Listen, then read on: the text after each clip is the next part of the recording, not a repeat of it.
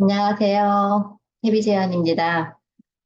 어, 해독 프로그램을 하면서 가장 많이 받는 질문이 해독하면 살이 빠져요? 라는 질문이 가장 많았어요. 근데 해독을 하고 나면 기본적으로 체지방이 줄기는 해요. 몸무게가 준다는 게 아니라 체지방이 주는데 그러면은 가장 두드러지는 거는 복부가 좀 줄어서 반복하지만 바지 사이즈가 약간 편해진다? 14일 동안에 대단히 많은 것을 바꿀 수 있는 건 아니에요. 하지만 체지방이 줄면서 가장 중요한 건 입맛이 바뀐다는 거죠. 그래서 다들 해독하고 나서 다이어트를 하면 성공 확률이 높을까요? 낮을까요? 높아요. 이유는 하나예요. 내가 다이어트를 하려고 해도 먹던 식습관을 바꾸지 않으면 체중 감량이 되게 어려워요. 그런데 해독을 하는 동안에 무엇을 하나요? 건강한 음식, 그러니까는 야채를 좀 많이 먹게 되고, 그리고 식물성 단백질에 대한 좀 생각을 좀 하게 되겠죠. 그래서 고기를 즐겨 먹더라도 고기는 항상 자기 손바닥 사이즈만큼 먹어야 된다는 적정량을 알았을 거고, 그리고 해독을 하는 동안에 다양한 야채의 맛을 알다 보니 사실은 무염식을 왜 해요? 라는 질문을 하는데, 무염식을 하지 않으면 저염식으로 바꾸기가 어려워요.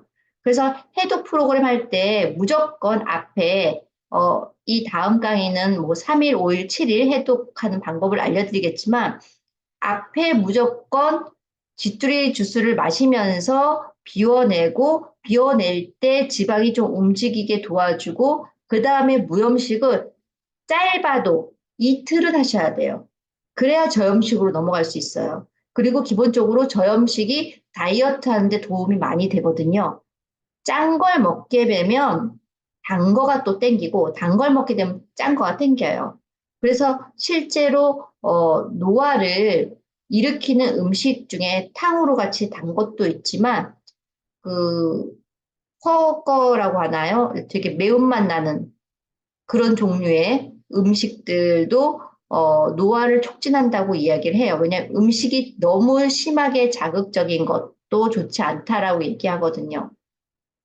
그래서 기본적으로 해독 이후에 체중 관리는 먹는 순서만 바꾸면 가능해지기는 해요. 그래서 그 먹는 순서에 대해서 오늘 말씀을 드릴 거고, 또한 해독을 하셨을 때 그 앞에 동안 하는 동안에 그냥 규칙 하나를 꼭 기억해 주셨으면 좋겠어요. 무염식 때 너무 혈압이 낮으신 분은 사실은 나트륨이 필요하거든요. 그럴 경우는 하루만 하시고 그 다음날 저염식으로 넘어가도 돼요. 그리고 평상시 때 내가 음식을 계속 저염식으로 먹었던 분들, 해독을 여러 번 해서 저염식이 되신 분들은 무염식은 하루나 이틀만 하면 됩니다. 하지만 내가 평상시 때 패스트푸드나 아니면 달고 짠 거, 강한 음식을 먹었다는 분은 강제로라도 무염식 기간을 거쳐야만 그 다음에 저염식으로 넘어갈 수 있어요. 무조건 저염식으로 넘어가지 않아요. 그리고 그 저염식을 잘할 경우, 특히 아침, 점심, 저녁을 했을 때 저녁에 저염식으로 드시게 되잖아요. 거의 무염식에 가까운 저염식을 드시게 되잖아요. 그럼 체중 감량에 도움이 많이 됩니다. 아침하고 점심은 간이 있는 걸 드셨다 해도, 간이 좀 들어간 걸 나중에 해도 끝나고 나서 드신다 해도 저녁에는 싱겁게 드시면 다이어트 하는데 도움이 많이 되죠. 그래서 그런 식으로 다이어트 하고자 한다면 해독이 끝났을 때 바로 이어서 하면 되는 거죠. 그래서 오늘은 해독 이후에 먹는 순서에 대한 강의를 해볼까 해요. 혈당을 낮추는 식사법이 체중 감량에 도움이 돼요. 이유가 뭐냐면 혈당을 대표적인 예를 들면 탄수화물이라고 볼 수 있죠. 왜냐하면 탄수화물을 많이 먹으면 살이 찐다라고 표현을 하잖아요. 이유가 뭐냐면 이 혈당 때문이에요. 혈당이 너무 빠르게 올라가면은 몸에서 소화할 수 없어서 남아요. 그러면 이 남는 당을 뭐라고 그래요? 잉여당이라고 하거든요. 그러면 그 잉여 혈당이 어떻게 돼요? 그냥 우리 몸에 그대로 남는 거예요. 기본적으로 혈당이 천천히 오르게 하는 것이 살이 덜 찔 수 있어요. 그래서 정제 탄수화물을 특별히 조심하게 되고 비정제 탄수화물, 통곡물이나 아니면 견강물 아니면 뭐 작고 콩이 들어간 거, 뭐 이런 것들이 정제 탕수육, 그러니까 하얀 쌀밥이라든지 하얀 빵이라든지 뭐 이런 거에 비해서 혈당을 어, 좀 그 비정제 탄수화물이 좀 혈당이 느리게 하겠죠. 그러니까 기본적으로 그 탄수화물을 조심하는 이유는요, 혈당을 급하게 올리기 때문이거든요. 근데 이거를 반대로 생각하면 탄수화물을 맨 마지막에 먹게 되면 그런 그 혈당을 급하게 올라가는 그런 일이 벌어지지 않아요. 그래서 처음에 먹을 때 무조건 채소를 먼저 드시는 거예요. 그리고 단백질을 드시고 탄수화물을 드는 거예요. 그러니까 예를 들어 식이섬유가 풍부한 채소, 저 같은 경우 주로 샐러리를 먹는다고 쳐요. 아스파라거스도 좋고 샐러리를 먼저 먹어요. 그러면 그 씹죠. 야채를 계속 씹어. 야채는 식이섬유가 있기 때문에 꿀꺽 넘기기가 어려워요. 나물도 마찬가지죠. 그럼 그걸 좀 오래 씹다 보면 아밀라제가 입안에 충분히 남아서 위가 부담이 덜게 되겠죠.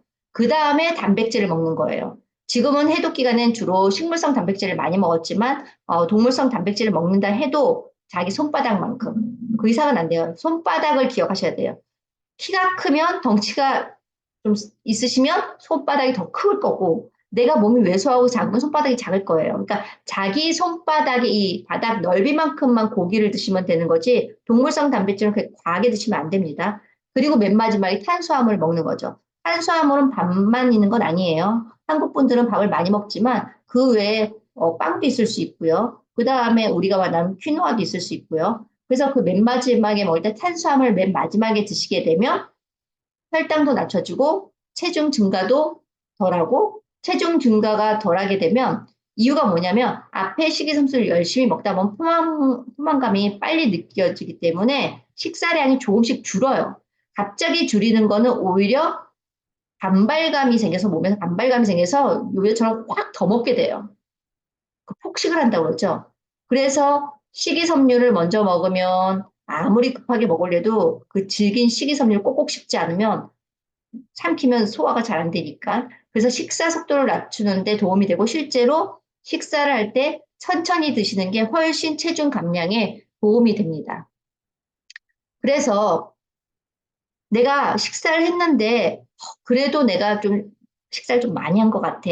내가 좀 부담되게 이것저것 먹은 것 같아. 라고 했을 때 식초를 마시는 방법이 있는데 식초를 사실 때는 100% 자연 이것저것 섞이지 않은 게 발효시킨 게 좋고요. 그래서 대표적인 게 애플 사이다 비니거를 많이 먹거든요. 지금 현재는 되게 많이 나오는데 여기 보면 BRAGG라고 되어 있는 이 브랜드는 되게 오래된 브랜드예요.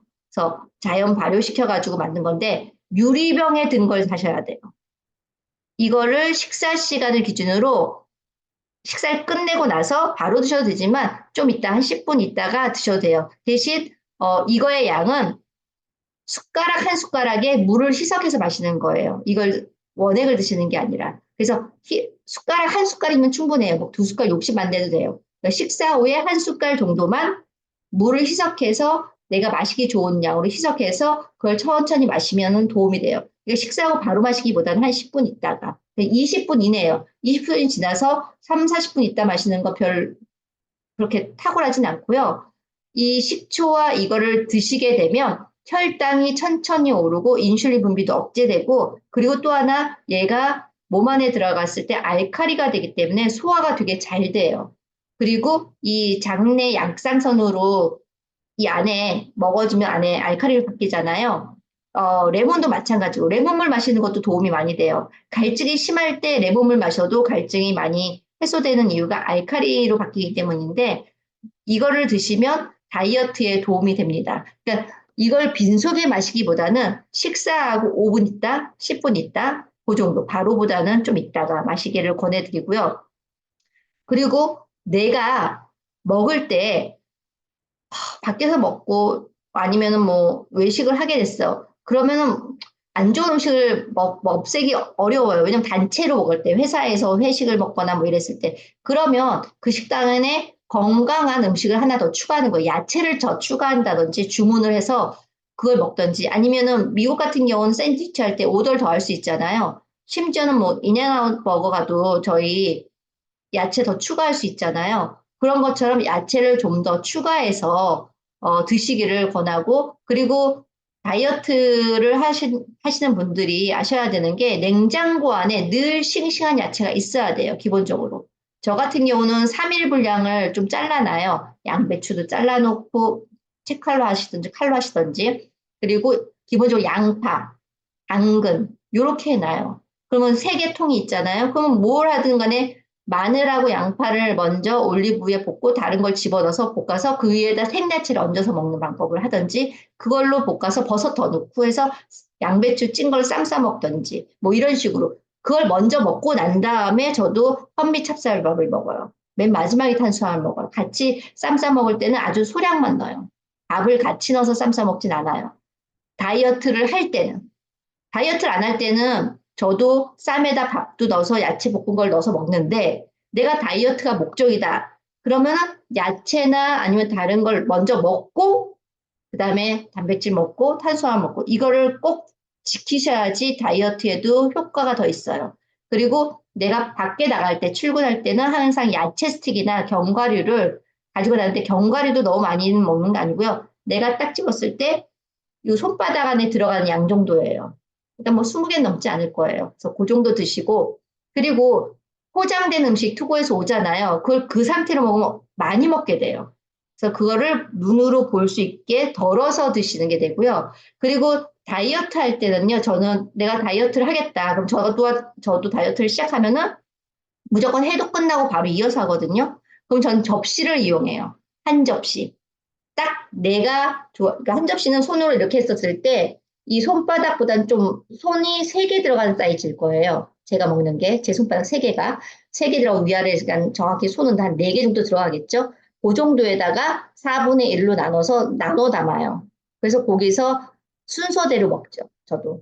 그래서 한 개 접시를 이용하는 게 다이어트에 도움이 되고 그리고 외식 빈도를 당연히 줄이면 밖에 음식을 안 먹으면 다이어트가 잘 돼요. 지금 해독하듯이. 그래서 밖에 음식을 덜 먹는 게 다이어트에 도움이 된다. 그리고 다이어트에 성공하고 싶다면 과일은 안 드시는 게 좋습니다. 왜냐면 요즘에 그 과일 당도가 엄청 많이 높아져서 과일을 먹는 거는 혈당을 올리고 혈당을 올리면 어떻게 돼요? 남는 혈당은요, 무조건 지방으로 가버려요. 그러니까 내가 체중을 감량하고 싶은데 단 거, 설탕, 물론 과일이 천연당이긴 하나 그래도 기본적으로 높여요.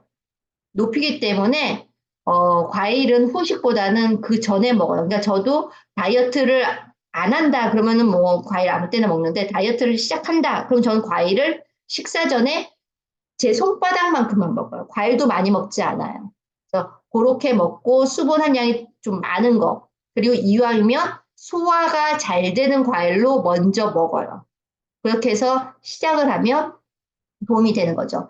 소화에 도움되는 대표적인 과일이 파파야가 있어요. 소화 효소가 잘 되죠. 그래서 저는 파파야 같은 경우는 보통 한 접시를 한다. 그러면은 한 6에서 8조각을 먼저 가볍게 먹고 그리고 샐러리를 먹고 아니면 샐러리 먹다가 파파야 먹기도 하고요. 그 두 개는 뭐 바꿔도 상관없으니까. 그리고 망고도 소화가 잘 돼요. 그리고 여기 보는 패션 프루트나 키위나 아니면 멜론 종류도 소화가 잘 되고 파인애플도 잘 돼요. 하지만 이것도 내 손바닥만큼이에요. 멍청이 아니에요. 내 손바닥만큼. 야채 위에는 다 내 손바닥 사이즈를 벗어나시면 안 돼요. 자, 그리고 어, 지금 미국에서는 그걸 많이 하죠. 그 빵을 갖다가 사워도우를 얼리면 탄수화물이 줄어들까요? 라는 그 질문인데 이거는 되게 많은 실험을 했고요. 아마 뉴스를 검색하거나 유튜브를 검색하면 많이 있는데 이거는 실제로 얼린 빵을 그냥 빵, 하얀 빵으로 실험한 것도 있어요. 하얀 빵을 그냥 먹었을 때 당 수치가 급격하게 올라가요. 그래서 그 다음날 실험자가 그 빵을 얼린 걸 토스트에 다시 구워서 먹었어요. 거의 올라가는 게 완만해요. 그러니까 당 스파이크가 확 일어나지 않는다는 거예요. 그래서 이 냉동된 탄수화물은 분자 구조, 여기 설명을 해요. 분자 구조를 변화시켜서 전분이 신체에 흡수할 수 없게 저항성 형태로 변형된대요.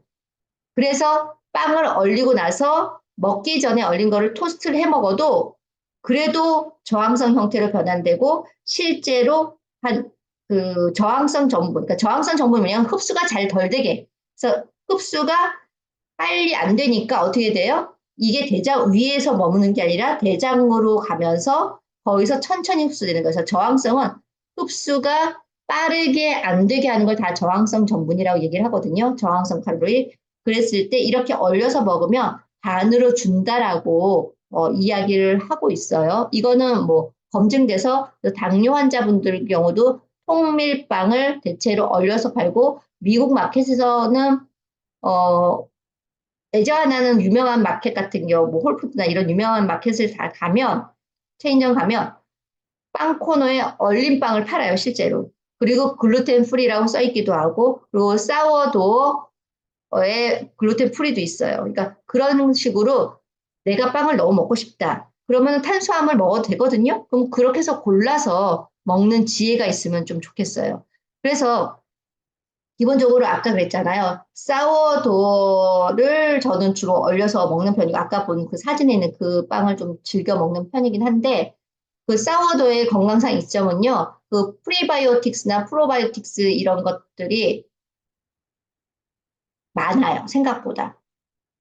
그러니까는, 정확히 말하면, 이 빵을 발효한 사이에 그 유산균, 좋은 유산균이 먹었을 때 장 건강에 도움을 주는 사워도어의 특징이에요. 그래서 사워도우는 살짝 신맛이 나요, 실제로. 그래서 그게 싫으시면, 잼은 안 되지만, 꿀 같은 거.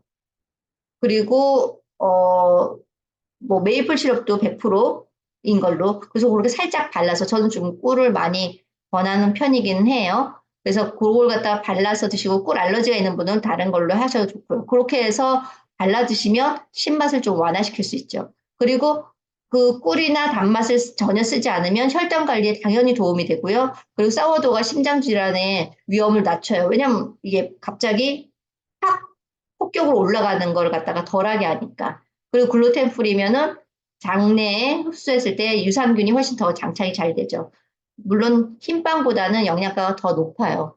그래서 사워도우도 얼려서 토스트해서 먹으면 훨씬 도움이 되고요. 이건 밥도 마찬가지예요. 밥도 했다가 그걸 냉장고에 넣어서 다시 꺼내서 먹는 거.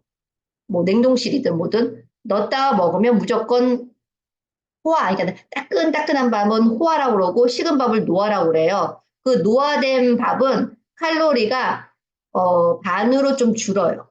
생각보다 많이 줄어요. 그래서 도움이 되는데 문제는 이거죠. 아무리 차게 먹는다고 해도 많이 먹으면 살이 찝니다. 이거는 뭐 부인할 수 없죠. 그죠? 많이 먹는데 살 안 찔 수가 있나요? 그래서 한 접시라는 거죠. 그런데 문제도 또 하나 있어요. 내가 다이어트를 하고 싶어. 근데 내가 소화 기능이 약해.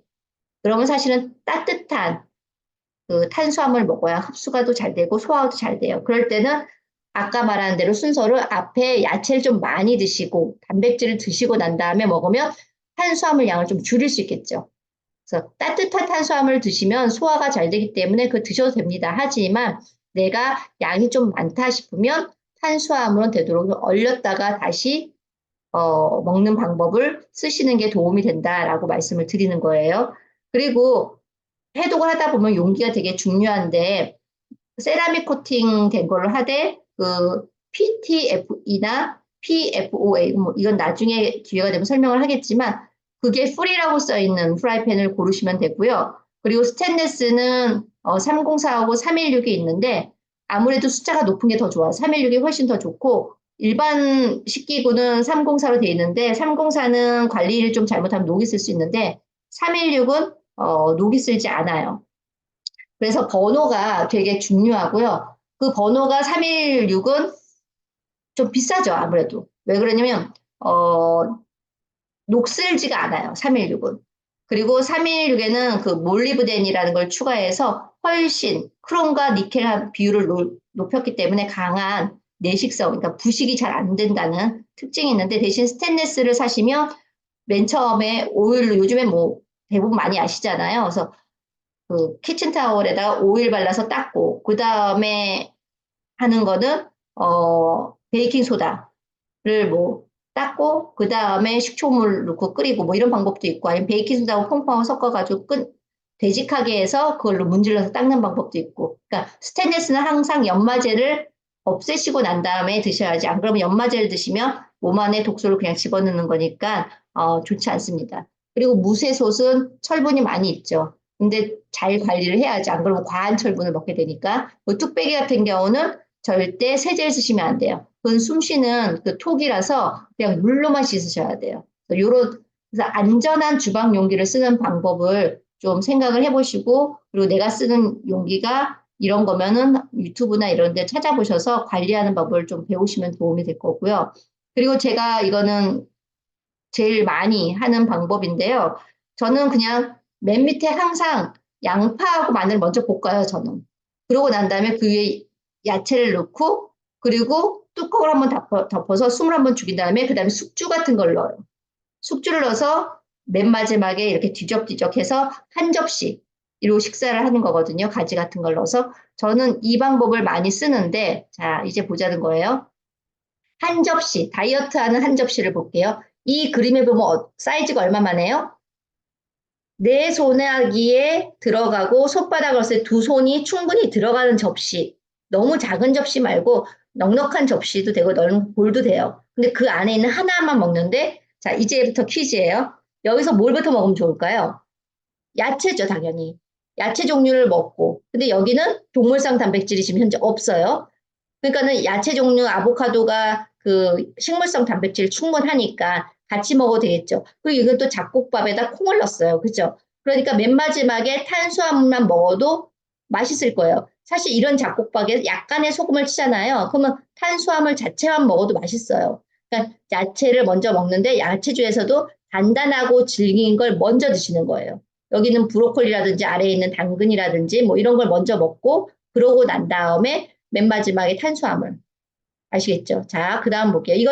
이거는 해독할 때 하는 그 식사예요. 그리고 그 다음, 지금 치킨이 있어요. 그러면 지금 퀴노아를 섞었잖아요. 그러면 퀴노아를 섞었는데, 퀴노아가 뭐예요? 탄수화물이잖아요. 물론 다른 영양 가치가 더 높기는 하지만. 그럴 때는 이렇게 된 접시를 내가 어느 집에 가서 받았어요. 그럼 난 다이어트 하는 중이야. 그럼 여기서 어떻게 먹어요? 토마토를 먼저 먹고 야채를 일단 좀 몇 개를 건져 먹는 거죠. 일부러. 그러고 난 다음에 닭가슴살을 먹고 그 다음에 나머지 여분으로 마지막에 탄수화물인 퀴노아를 먹는 게 좋아요. 그러니까 다른 집에 초대를 받아 갔거나 아니면 식당에 갔는데 이렇게 나왔다. 그럼 내가 다이어트 한다. 순서를 기억하는지. 야채, 단백질, 탄수화물. 자, 이것도 한 접시로 나왔어요. 근데 다행히 이건 맨 밑에 탄수화물이 깔려 있네, 다행히. 그러면 어떻게 해요? 여기 있는 무슨 비츠를 좀 먹고, 그 다음에 아보카도를 먹고, 그 다음에 고기를 먹고, 치킨을 먹고, 그 다음에 탄수화물 먹고. 자, 이렇게 나눠서 깔끔하게 나왔어요. 이렇게 먹는 게 가장 좋은 한 접시예요. 이게 다이어트 식단이거든요. 자, 이럴 때 어떻게 돼요? 과일을 먼저 먹어요. 그리고 과일을 먹을 땐 좀 천천히 드시는 게 좋아요. 당 수치가 있기 때문에. 그리고 과일을 먹고 바로 야채를 먹겠죠. 초록초록 야채를 먹고 그 다음에 연을 먹고 그 다음에 파스타를 먹어요. 이런 파스타는 약간 소금을 넣어서 끓인 파스타라 그냥 먹을 수도 있어요. 다이어트를 하겠다라고 했기 때문에 믹스해서 안 먹는 거예요. 아셨죠? 다이어트를 하기 위해서. 자, 그 다음 사진. 이럴 때는 위에 그 배가 있거든요. 배하고 딸기인데 배하고 딸기를 먹고 그리고 야채를 먹어도 되고 아니면 야채를 먼저 먹고 배하고 딸기를 먹어도 돼. 이건 순서가 바뀌어도 상관없어요. 근데 과일은 되도록 안 먹는 게 좋아요. 하지만 이렇게 나와서 이렇게 먹고 그다음에 어떻게 해요? 단백질인 새우를 먹죠. 근데 새우를 딱 먹었는데 약간 짠듯해. 그러면 새우랑 야채를 믹스해서 같이 드셔도 괜찮아요. 그러고 나서 탄수화물 먹는 거예요. 자, 탄수화물 맨 마지막에 먹는 이유가 뭐냐면 이걸 섞어 먹잖아요. 그럼 다 먹게 돼요. 근데 순서를 야채, 단백질, 탄수화물 순서를 맞춰서 먹잖아요. 그러면은 어느 정도 포만감이 올라와서 이 퀴노아를 다 안 먹을 수도 있다는 거예요. 반은 남길 수도 있다는 거예요. 그리고 이거 가장 심플하죠? 이럴 때는 뭐 대놓고 콩부터 먹는 거죠. 이 콩 먹고 그 다음에 뭘 먹겠어요? 고구마를 드시면 안 되죠. 치킨을 먼저 먹는 거죠. 그 다음에 고구마. 이렇게 먹는 거죠. 이건 밥이 아니니까 그냥 먹어도 되겠어요. 그렇죠? 마늘 넣고 고구마 넣고 먹네. 자, 그 다음에 이렇게 한 접시. 그럼 이건 대놓고 위에 있는 샐러드부터 당연히 먹고, 그 다음에 안에 있는 단백질인데 이에는 식물성 단백질이에요. 그러니까 식물성 단백질을 그 다음에 먹는 거죠. 맨 위에 초록. 이런 식으로 한 접시도 구성할 수 있어요. 네, 큰 접시 하나에 볼은 반드시 그 큰 접시 안에 들어가야 돼요. 그렇게 해서 한 접시. 자, 빵을 먹는다고 칠게요. 그 빵을 먹을 때 그냥 단순히 빵을 먹는 게 아니라 밑에다 아보카도 깔고 위에다가 토마토를 넣었어요. 그 가운데 있는 건요, 베이컨이 아니에요. 칠면조예요. 베이컨은 다이어트 할 때 안 드셔야 돼요. 해독할 때도 안 먹었지만 내가 햄 종류나 고기 종류를 뭐 올리고 싶다. 그럴 때는 베이컨은 되도록이면 기름을 제거해도 올리지 마시고 차라리 그 칠면조 생각이 안 났어요. 칠면조로 바꾸시는 게 좋고요. 그리고 실제로 그 저녁에 저는 소화 문제 때문에 낮에 탄수화물 먹고 저녁에 탄수화물 좀 적게 먹는 편인데 실제로는 저녁에 탄수화물 먹으면 잠이 좀 잘 와요. 그래서 이런 식으로 이 빵은 냉동실에 얼렸다가 버터를 바른 게 아니라 그냥 구운 거예요. 그냥 굽고 했는데 앞에 보면은 그릭 요거트하고 블루베리가 있죠. 그럼 어떻게 되겠어요, 순서가? 그릭 요거트하고 블루베리를 먼저 먹는 거죠. 후식이 아니에요. 과일은 무조건 후식으로 가면은 다이어트에 성공하지 못해요. 그러니까 앞에 블루베리와 그릭 요거트를 먹고 그러고 나서 빵과 함께 빵을 따로 먹을 필요 없죠. 이럴 경우는 같이 먹는 거죠. 아까 그랬잖아요. 밖에 나가서 먹었을 때는 되도록 가릴 수가 없으면 이왕이면 건강하게 야채를 더 추가해서 먹으라고 했으니까 이건 그냥 같이 드시는 걸로 하셔도 됩니다. 굳이 따로 빵만 빼서 먹을 필요는 없어요. 자, 이렇게 한 접시. 이 케이스도 보면은 왼편에 야채가 있으니까 야채 먼저 먹고 그리고 앞에 있는 계란 종류랑 그 아래쪽 있는 거 있잖아요. 그리고 여기 가운데가 치킨이 있어요. 그래서 그 치킨을 갖다 두 번째 먹고 그리고 맨 위에 렌틸 콩이죠. 그 렌틸 콩을 맨 마지막에 먹는 거죠. 그래서 순서를 이렇게 하시면 돼요. 자, 이것도 이제는 금방 아시겠죠? 초록초록 야채하고 블루베리가 있어요. 베리 종류가. 그거 먼저 먹고 사과도 먼저 먹고 그 다음에 연어 먹고 퀴노아 밥 먹고. 자, 이건 어떻게 먹을까요? 안 먹는 게 좋아요. 자, 이렇게 먹게 되면은, 자, 햄은, 이런 가공류 햄은 되도록이면 피하시고요. 햄 종류는 치킨을 먹는다 했을 때 이게 되게 짜요. 생각보다. 많이 짜기 때문에 야채를 추가해서, 이 토마토도 양이 작아요. 야채, 이 샐러드를 추가해서 샐러드를 하고 같이 드셔야 돼요.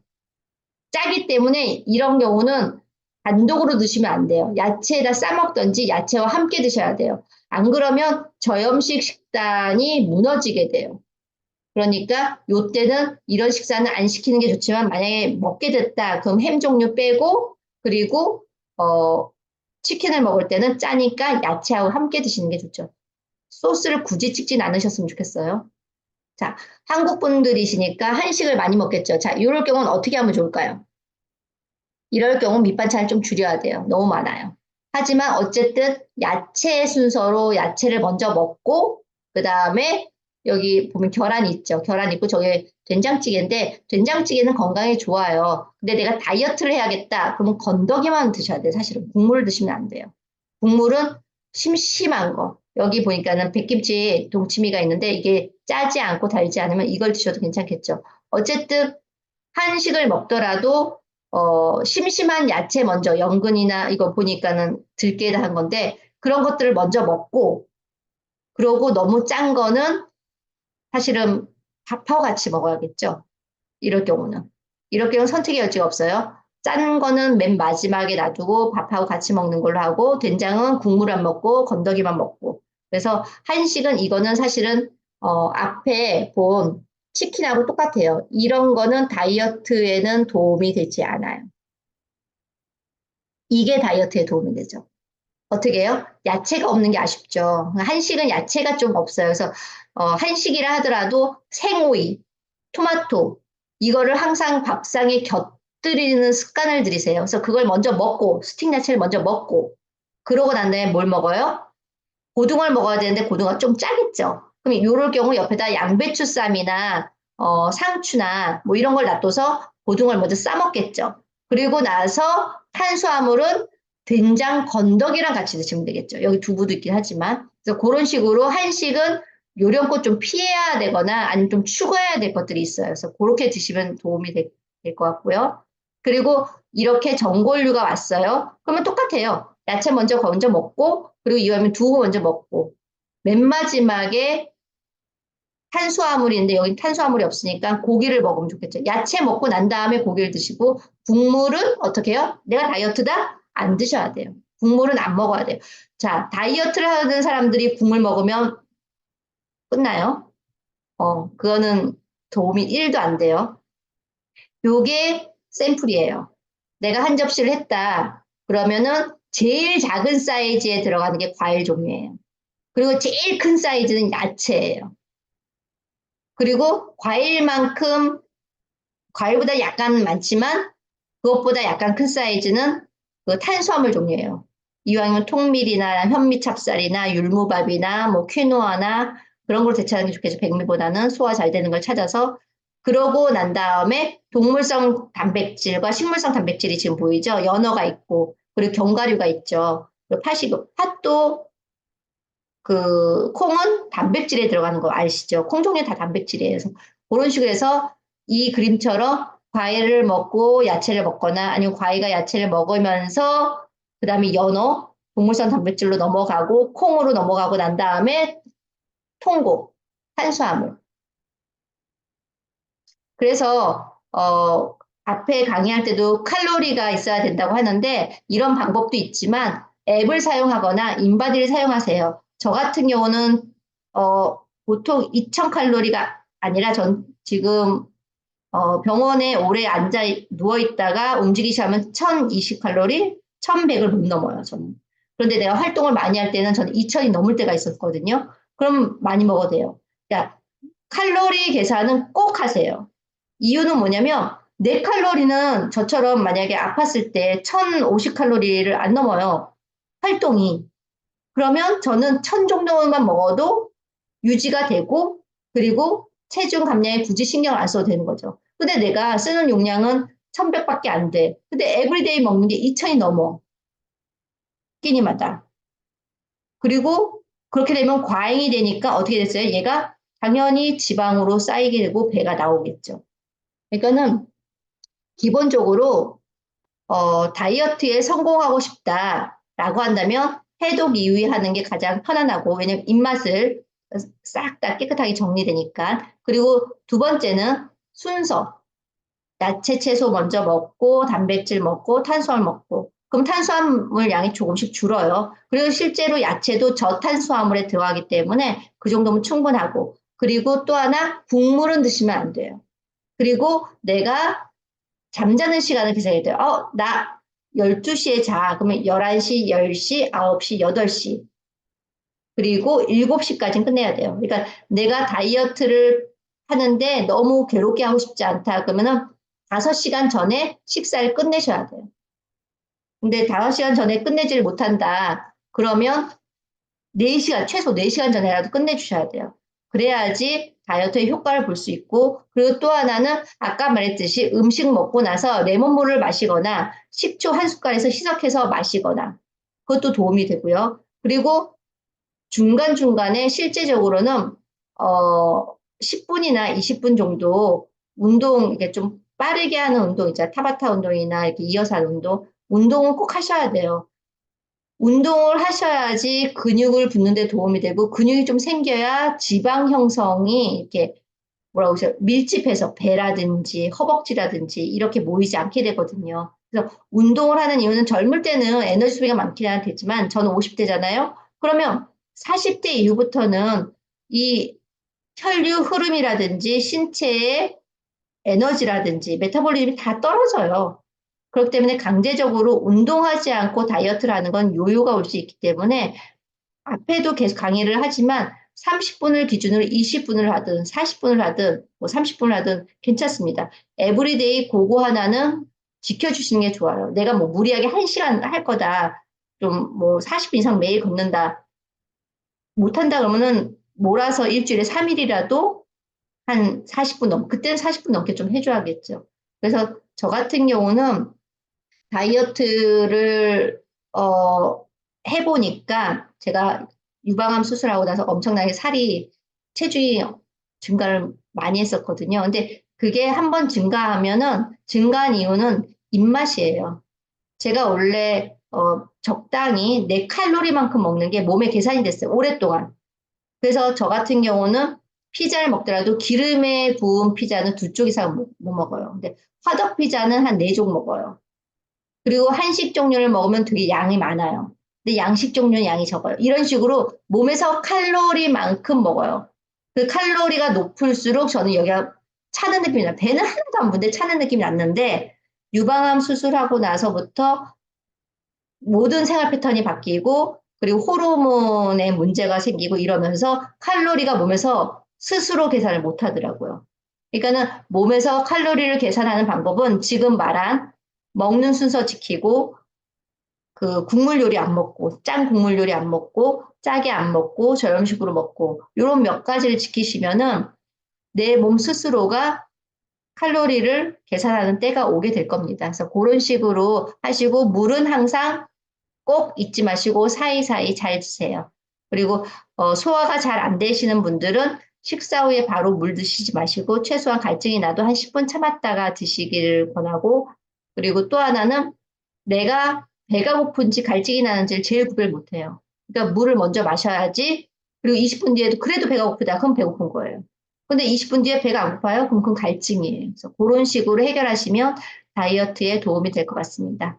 자, 오늘은 여기까지 하고요. 다음에는 3일, 5일, 7일 해독하는 간단한 방법에 대해서 녹음을 하겠습니다.